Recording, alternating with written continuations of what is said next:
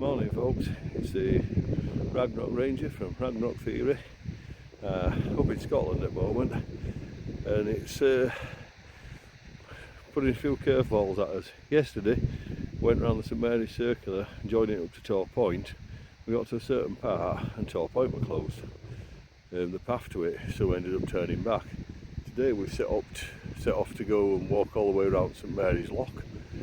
We've got as far as Grey Mare's Tails and the road closes in 2 miles. There's no other way up there from here, and it was still a 9-mile drive up the road. So again, we've had to default at Grey Mare.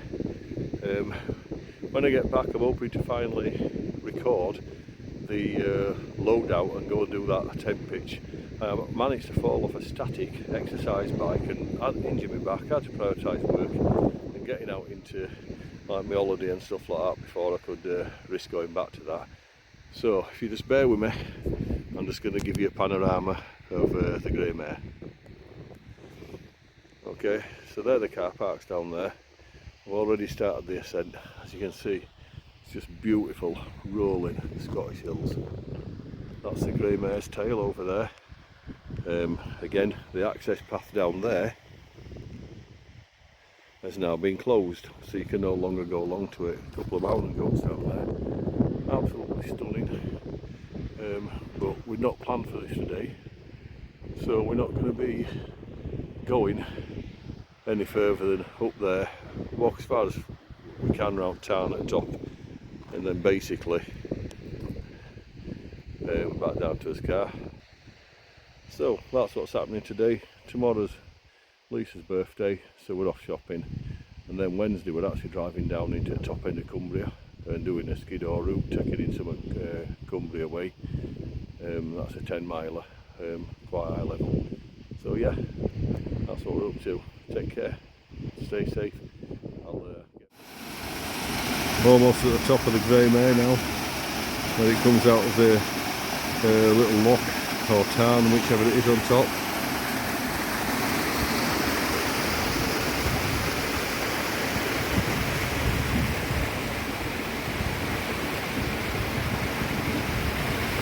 Remember, this is Scotland, so if you're out camping up on top, on your way down, this is a perfect water source. You've got a little filter bottle with you. Okay, as you can hear, it's got a lot quieter now.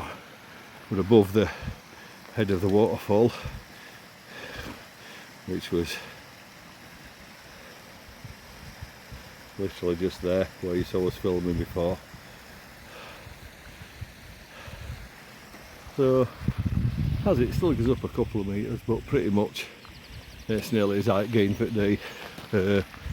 So we're about between 400 and 500 max today now, but still a lot higher than we prepared for. We were going to do a low level walk around the loch, so last minute kit dumping to car for what I needed.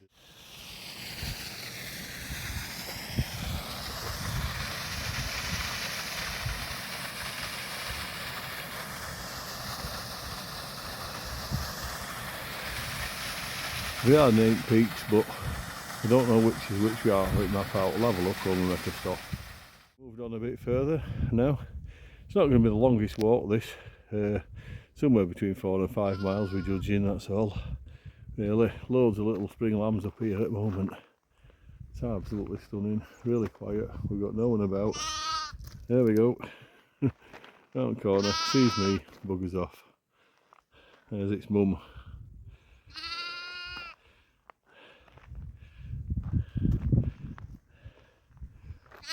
It is a very accessible track if you can put up with the hill that starts it off, because it's quite steep. Oops, got itself all stuck. Let's let it get out of the way because it's obviously panicking now. There he goes.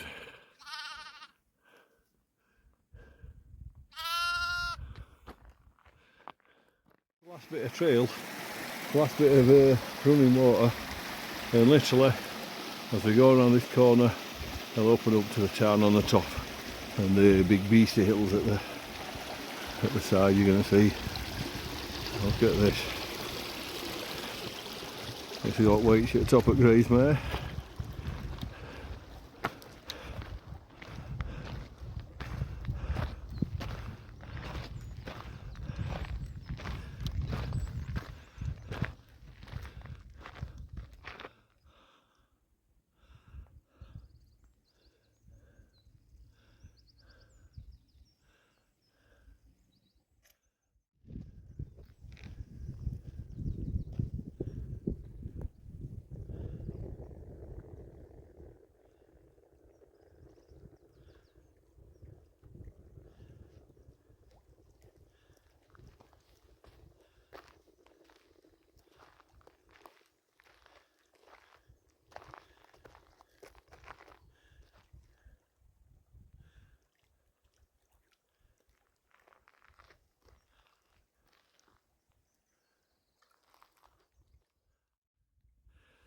So we're looking back to where we came in. We can see enough what we call trods, where people's walked because they've got the right to roam. So we've followed this way around to where we stood now, and we're going to keep going, and we're hoping not to have to turn back. We're hoping we can just do a full circumference of the loch while we're here, and that'll just add. We're pretty much at the top edge now. We're thinking about stopping for a bite to eat up here for a bit. We've actually just been rained on very lightly, but it just shows places like this, where it'll do what it wants to do.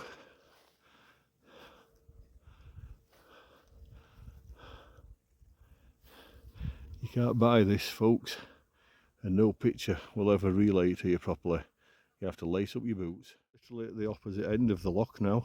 This is actually Loch Skene, as it's named on the map. So we've just got to get down to the side and back down Grey Mare. It has been raining a bit, but it's not too silly. So that's our view looking back down Loch Skene, guys and girls. At the bottom of the mountain in the cove.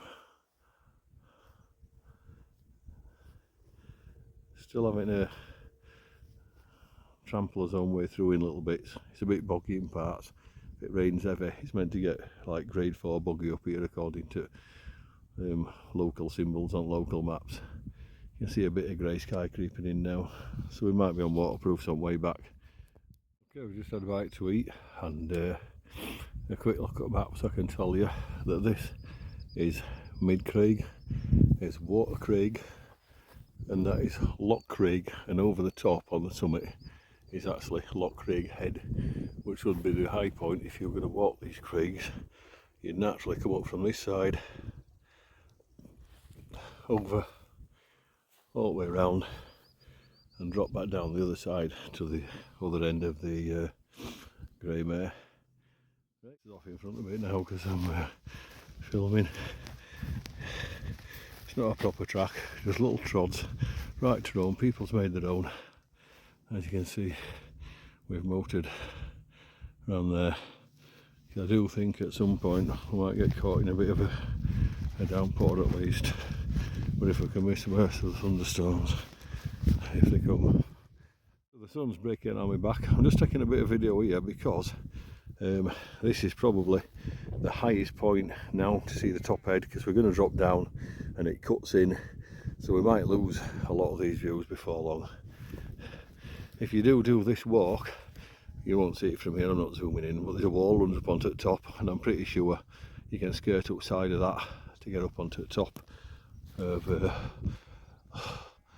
Loch Craig. Stunning.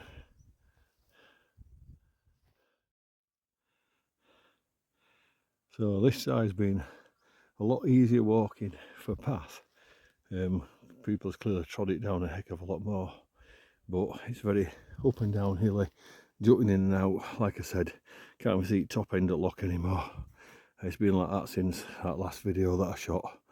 You know, so let me see, it's pretty well trodden, a lot of way, a lot of ever, a lot of stems. Sometimes you're a lot closer to water's edge than this, and it can be as much of a 5-6 foot drop down onto rock, so you do have to be a bit careful.